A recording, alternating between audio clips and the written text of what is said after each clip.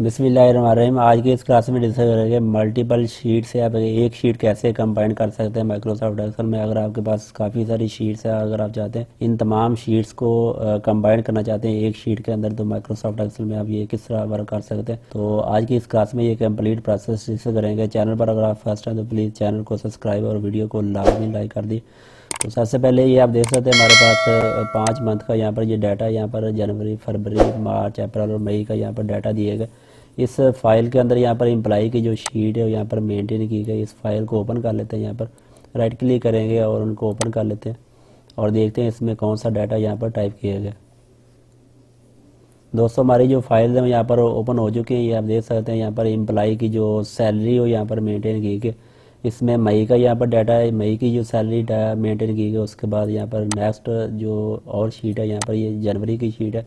इसी तरह ये हमारे पास 5 मंथ का डाटा है। इस 5 मंथ के डाटे को हम यहाँ पर एक शीट के अंदर कंबाइन करना चाहते हैं, तो आप कैसे यहाँ पर करेंगे। सबसे पहले इस फोल्डर को भी हम क्लोज कर देते हैं और इन शीट को भी हम क्लोज कर देते हैं। तो सबसे पहले हमने माइक्रोसॉफ्ट एक्सेल की एक न्यू शीट ओपन कर लेनी है, न्यू वर्कबुक या ये न्यू फाइल आपने ओपन कर लेनी है। ये वाला जो फंक्शन आपको 2016, 17, 19 और 20 में मिलेगा। अगर आप 2007 इस्तेमाल करेंगे तो इसके लिए आपको पावर क्यूरी का जो फंक्शन है वो 2007 में इंस्टॉल करना पड़ेगा, फिर ये आपको यहाँ पर फंक्शन मिलेगा 2007 में। तो अगर आपके पास 2016, 17 या फिर 19 वर्जन है तो आपको ये वाला जो ऑप्शन है पहले से अवेलेबल है उसके अंदर। तो सबसे पहले माइक्रोसॉफ्ट एक्सेल की फ़ाइल ओपन करेंगे और उसके बाद डाटा टैब में जाएंगे और हमारे पास जो फाइल पड़ी हैं ये आप देख सकते हैं डेस्कटॉप के ऊपर एक फ़ोल्डर है। यहाँ पर ये फाइल्स हमने यहाँ पर सेव की हुई है। इस फाइल को हम यहाँ पर फोल्डर को क्लोज कर देते हैं और माइक्रोसॉफ्ट एक्सेल में आ जाते हैं। यहाँ पर हम डाटा टैब में जाएंगे। सबसे पहले यहाँ पर आप देख सकते हैं डाटा टैब के ऊपर क्लिक करेंगे और यहाँ पर हमें एक ग्रुप मिलेगा गेट एंड ट्रांसफ़र डाटा। तो इसके अंदर हमें यहाँ पर ऑप्शन मिलेगा गेट डाटा। इसके ऊपर क्लिक करेंगे और फ्रॉम फाइल के ऊपर क्लिक करेंगे। जैसे आप यहाँ पर क्लिक करेंगे तो यहाँ पर हमें एक नई लिस्ट देखने को मिलेगी। तो जैसे आप क्लिक करेंगे हमारी जो फाइल्स हैं यहाँ पर फोल्डर के अंदर पड़ी हुई हैं, तो हम स्लाइड करेंगे फ्रॉम फोल्डर, इसके ऊपर क्लिक कर देंगे और हमारा जो फोल्डर जहाँ पर पड़ा हुआ है उस फोल्डर को स्लाइड करेंगे। यहाँ पर जो फोल्डर हमारा डेस्कटॉप के ऊपर पड़ा हुआ है तो न्यू फोल्डर के नाम से यहाँ पर ये हमारा फोल्डर पड़ा हुआ है, इसको हम ओपन करेंगे। या सबसे पहले अगर आप इसको देखना चाहते हैं इसको ओपन कर लेते हैं। अब ये देखें यहाँ पर जो फाइल्स है यहाँ पर शो नहीं होंगी क्योंकि हमने फ्रॉम फोल्डर सेलेक्ट किया, तो फोल्डर ही हमने सेलेक्ट करना है। तो हम बैक आ जाते हैं यहाँ पर और फोल्डर को सेलेक्ट करेंगे और इसको कर लेंगे ओपन। अभी देखें जो हमारी शीट्स है, जो फोल्डर के अंदर शीट जो पड़ी हुई हैं, पांचों शीट यहाँ पर उनके जो नाम है वो यहाँ पर शो हो चुके हैं। ये आप देख सकते हैं फरवरी का डाटा है, अप्रैल का डाटा है और मार्च, मई और जनवरी, तमाम शीट्स के जो नाम है वो यहाँ पर आ चुके हैं। इसको हमने जस्ट यहाँ पर कंबाइन करना है या फिर लोड करना है या फिर ट्रांसफ़र डाटा करना है या कैंसिल करना है। तो हम यहाँ पर सबसे पहले करेंगे ट्रांसफ़र डाटा। तो जैसे ये जो स्टेप हम कर रहे हैं इस तमाम स्टेप को आपने यहाँ पर फॉलो करना है अगर आपने डाटा को कंबाइन करना है। तो इस स्टेप के ज़रिए अगर आप फॉलो करेंगे तो अगर आप बाद में भी इस फोल्डर के अंदर कोई और फाइल अगर आप ऐड करते हैं तो वो भी इसमें ऑटोमेटिक ऐड हो जाएगी। तो हम सबसे पहले इसको ट्रांसफ़र डाटा के ऊपर क्लिक करेंगे।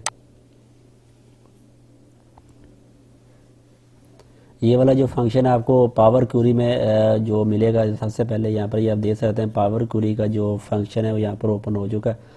तो हमारा जो डाटा है वो यहाँ पर आ चुका है। यहाँ पर देख सकते हैं सबसे पहले कंटेंट का कॉलम है, उसके बाद फाइल के जो नाम है वो यहाँ पर आ चुका है और उसके बाद एक्सटेंशन यहाँ पर आ चुकी है और उसके बाद नेक्स्ट जो कॉलम है क्रिएटेड डेट है और मॉडिफाइड डेट है। हमें यहाँ पर सबसे पहले जो दो कॉलम आ रहे हैं कंटेंट और नेम वाले कॉलम हमने यहाँ पर रखने। तो कंटेंट वाले कॉलम के ऊपर क्लिक करेंगे और उसके बाद नेम वाले कॉलम के ऊपर क्लिक करेंगे। यहाँ साथ आपने कंट्रोल का बटन प्रेस करना है और उसके बाद यहाँ पर अदर कॉलम को हमने यहाँ पर रिमूव कर देना है। तो इसके ऊपर राइट क्लिक करेंगे नेम वाले कॉलम के ऊपर और यहाँ पर हम क्लिक करेंगे रिमूव अदर कॉलम, इसके ऊपर क्लिक कर देंगे।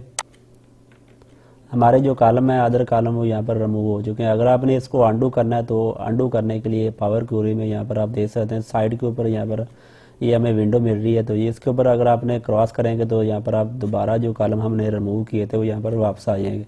तो इसके बाद हमें कस्टम कॉलम ऐड करेंगे। तो इसके लिए हम ऐड कॉलम के ऊपर क्लिक करेंगे। यहाँ पर हमें ऑप्शन मिलेगा कस्टम कॉलम, इसके ऊपर क्लिक करेंगे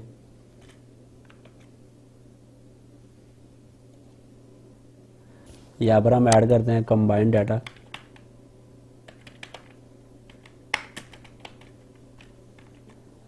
और नीचे हम टाइप करते हैं एक्सेल डॉट वर्कबुक। इसके ऊपर क्लिक करेंगे, यहाँ पर टैब बटन प्रेस कर देते हैं और उसके बाद ब्रैकेट क्लोज करें, फर्स्ट ब्रैकेट को ओपन करेंगे और कंटेंट के ऊपर क्लिक करेंगे और ब्रैकेट को क्लोज कर देंगे। नीचे आप देख सकते हैं यहाँ पर टिक का निशान आ गया। अगर आप ये ग्रीन टिक का निशान अगर आपको रिसीव हो चुका है तो आपका जो फार्मूला यहाँ पर ओके, तो फिर आपने यहाँ पर इसको ओके बटन के ऊपर क्लिक कर देना और आप इसको कर देंगे ओके। आइए देखें हमारा जो कॉलम है यहाँ पर कस्टम कॉलम ऐड हो चुका है। अब पहले वाले कॉलम को हमने यहाँ पर रिमूव कर देना है। अब पहले अगर आपको इसको रिमूव कर देते तो ये वाला जो कस्टम कॉलम है हमारा यहाँ पर ये ऐड नहीं होना था, तो इसको हम यहाँ पर रिमूव कर देते हैं। इसके ऊपर राइट क्लिक करेंगे, यहाँ पर इसको कर देंगे रिमूव। हमारा जो कॉलम है वो यहाँ पर रिमूव हो चुका है। उसके बाद जस्ट हमने ये जो जूम वाला जो बटन है इसके ऊपर क्लिक करेंगे और इसको कर देंगे ओके। तो सबसे पहले आप देख सकते हैं हमारा फाइल का नाम आ रहा है, उसके बाद शीट्स के नाम आ रहे हैं, उसके बाद टेबल के नाम आ रहे हैं, उसके बाद फिर आगे कॉलम के कुछ नाम आ रहे हैं। ये वाले जो कॉलम हमें यहाँ पर नहीं चाहिए, हमें जस्ट फाइल का नाम रखना है और उसके बाद हमने शीट्स कंटेंट का जो टेबल है वो हमने यहाँ पर रखना है। तो बाकी कॉलम हमने यहाँ पर रिमूव कर देने।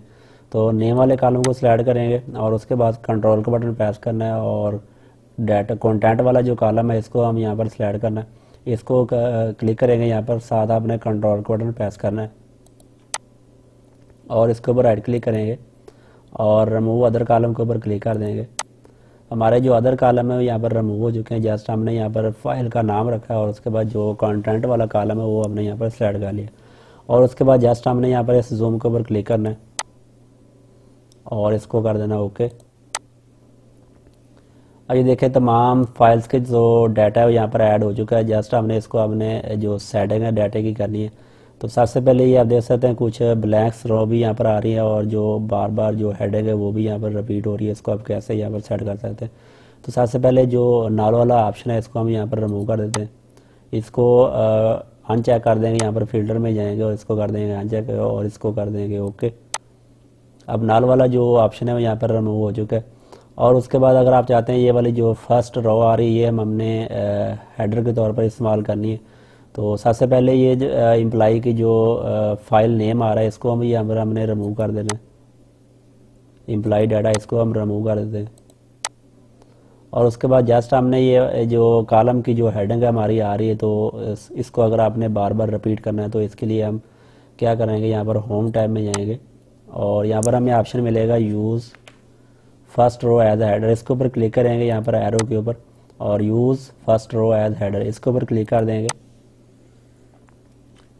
अब ये देख सकते हैं हमारे जो शीट्स के अंदर जो फर्स्ट रो के जो नाम थे वो यहाँ पर वो आ चुके हैं, मंथ, आईडी नंबर और एम्प्लॉई नेम यहाँ पर आ चुके हैं। तो हमारा जो डाटा है वो यहाँ पर सेट हो चुका है। जस्ट हमने इसको एक्सेल में लोड करना है, तो आप कैसे करेंगे, तो सबसे पहले ये आप देख सकते हैं क्लोज एंड लोड के ऊपर क्लिक करेंगे। यहाँ पर एरो के ऊपर क्लिक करें, यहाँ पर हमें दो ऑप्शन मिलेंगे, क्लोज एंड लोड और क्लोज एंड लोड टू। तो क्लोज एंड लोड टू के ऊपर क्लिक करेंगे, ये आप देख सकते हैं। तो जैसे आप क्लोज एंड लोड टू के ऊपर क्लिक करेंगे यहाँ पर हमें ऑप्शन एक देखने को मिलेगा। तो सबसे पहले टेबल है, तो टेबल के ऊपर क्लिक करेंगे, हमारा जो डाटा है यहाँ पर एक्सेल के अंदर कन्वर्ट होकर आ जाएगा। तो अगर आप डाटा अगर आपके पास ज़्यादा है तो आपने पेवर टेबल सेलेक्ट करना है। जो पेवर टेबल में कुछ डाटा जो डुप्लीकेट जो रो है यहाँ पर रिमूव हो जाती है। तो उसके बाद अगर हमारे पास जो डाटा वो कम है, इसको हमने यहाँ पर टेबल के ऊपर क्लिक करेंगे और इसको कर देंगे ओके।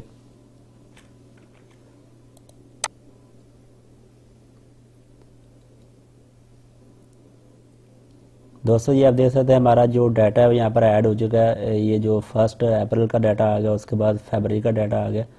ये आप देख सकते हैं यहाँ पर फरवरी, जनवरी, मार्च, मई और अप्रैल जो है यहाँ पर फर्स्ट के ऊपर आ चुका है। और ये देख सकते हैं जो शीट्स की जो हेडिंग है यहाँ पर कॉलम की वो बार बार रिपीट हो रही है। इसको आप कैसे यहाँ पर सेट कर सकते हैं, मंथ के ऊपर क्लिक करेंगे, यहाँ पर हम मंथ को अनचेक कर देंगे और इसको कर देंगे ओके। हमारा जो डाटा है यहाँ पर देख सकते हैं जो हमारा जो डाटा है यहाँ पर कंबाइंड हो चुका है और तमाम जो एरर्स हैं कुछ जो भी स्पेसेस वगैरह हैं वो यहाँ पर रिमूव हो चुकी हैं। यहाँ पर हम मंथ के ऊपर क्लिक करते हैं, ये आप देख सकते हैं तमाम 5 मंथ का जो डाटा है यहाँ पर आ चुका है, अप्रैल, फरवरी, जनवरी, मई और मार्च। तो अगर आप इस फोल्डर में कोई और नेक्स्ट मंथ की फ़ाइल ऐड करते हैं तो वो भी साथ इसमें ऑटोमेटिक ऐड हो जाएगा। तो हम एक और इसमें फ़ाइल ऐड कर लेते हैं, देखते हैं इसमें जो डाटा है वो यहाँ पर ऑटोमेटिक ऐड होता है या नहीं होता। तो हम फोल्डर के अंदर आ जाते हैं, यहाँ पर हम जून की जो फाइल है इसमें ऐड करेंगे। अब पहले इसमें जो जून का जो डाटा है यहाँ पर इसमें नहीं है, आप देख सकते हैं जून इसमें पहले ऐड नहीं है। यहाँ पर अप्रैल है, फरवरी है, जनवरी है, मार्च और मई है, इसमें पहले जून ऐड नहीं है। हम इसमें जून की फ़ाइल जैसे हम फोल्डर में सेव करेंगे तो डाटा जो ऑटोमेटिक यहाँ पर जून का भी फैच हो जाएगा। तो इसको हम कैसे यहाँ पर करेंगे, तो यहाँ पर जो फाइल है जून वाली वो भी हम इसके ऊपर रख देते हैं, इसको कॉपी करेंगे और न्यू फोल्डर के ऊपर आ जाते हैं, यहाँ पर इसके अंदर पेस्ट कर देंगे। अब जून वाली जो फाइल है वो भी हमने यहाँ पर इसको ऐड कर दी है और इस फोल्डर को क्लोज कर देते हैं और दोबारा माइक्रोसॉफ्ट एक्सेल में आ जाते हैं। ये आप देख सकते हैं यहाँ पर साइड के ऊपर हमें ऑप्शन नज़र आ रहा है क्यूरीज एंड कनेक्शन, इसके ऊपर क्लिक करेंगे। नीचे न्यू फोल्डर वाला जो हमने सेलेक्ट किया हुआ है इसके ऊपर क्लिक करेंगे, राइट क्लिक करेंगे और इसके ऊपर यहाँ पर हमें ऑप्शन मिलेगा रिफ़्रेश। तो रिफ़्रेश के ऊपर क्लिक करेंगे। अभी देखें हमारा जो डाटा है यहाँ पर रिफ़्रेश हो चुका है। तो ये वाला जो डाटा आप चेक करते हैं यहाँ पर जून ऐड हुआ, यानी यहाँ पर अप्रैल, फरवरी, जनवरी, मार्च, मई।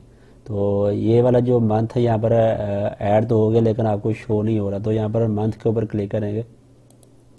यहाँ पर आप देख सकते हैं जून का जो मंथ है वो यहाँ पर अनचेक हुआ है, इसको हमने यहाँ पर सेलेक्ट करना है और इसको कर देना ओके।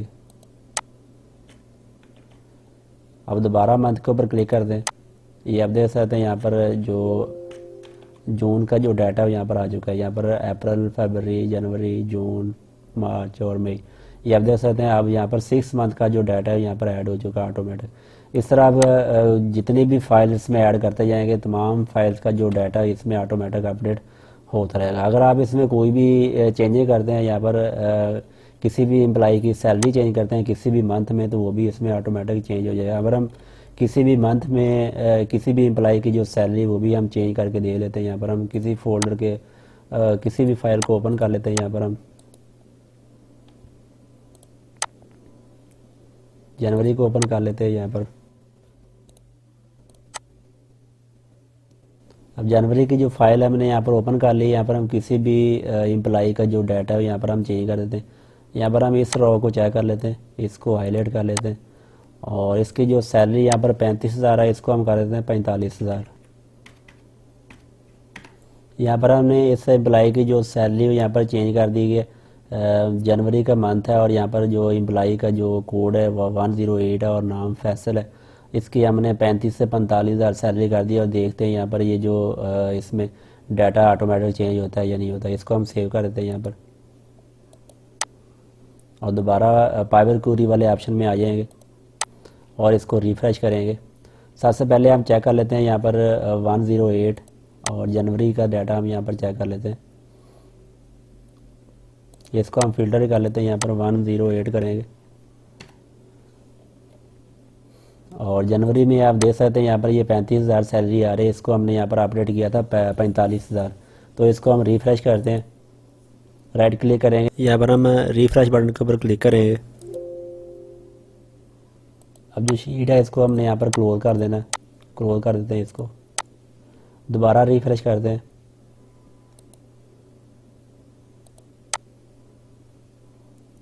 अब ये देख सकते हैं ये जो जनवरी का डाटा है यहाँ पर 108, ये आप देख सकते हैं यहाँ पर 45,000 अपडेट हो चुका है। दोबारा अगर आप दोबारा फिर इसमें अपडेट कर लेते हैं, यहाँ पर जनवरी में जाएंगे, ओपन कर लेते हैं इसको हम यहाँ पर कर देते हैं 55। 108 को जनवरी में यहाँ पर हमने कर दिया 55,000 सैलरी फैसल की। तो इसको हम दोबारा चेक कर लेते हैं। इस फाइल को हमने क्लोज कर देना है और दोबारा रिफ़्रेश करेंगे। यहाँ पर आप देख सकते हैं अभी भी यहाँ पर 45 आ रही है। तो यहाँ पर हमने 55 अपडेट की थी, तो जैसे हम रिफ़्रेश करेंगे तो यहाँ पर ये देखें ये 55,000 हो जाएगी। रिफ़्रेश करते हैं इसको, ये देखें यहाँ पर 55,000 चेंज हो चुकी है। दोस्तों ये था तरीका कि माइक्रोसॉफ्ट एक्सेल में आप मल्टीपल शीट से एक शीट आप कैसे कंबाइन कर सकते हैं। दोस्तों अगर आपको ये वीडियो अच्छी लगी तो प्लीज़ वीडियो को लाइक कर दें और चैनल को भी सब्सक्राइब कर दें। तो मिलते हैं इंशाल्लाह किसी नए टॉपिक के साथ। अल्लाह हाफिज़।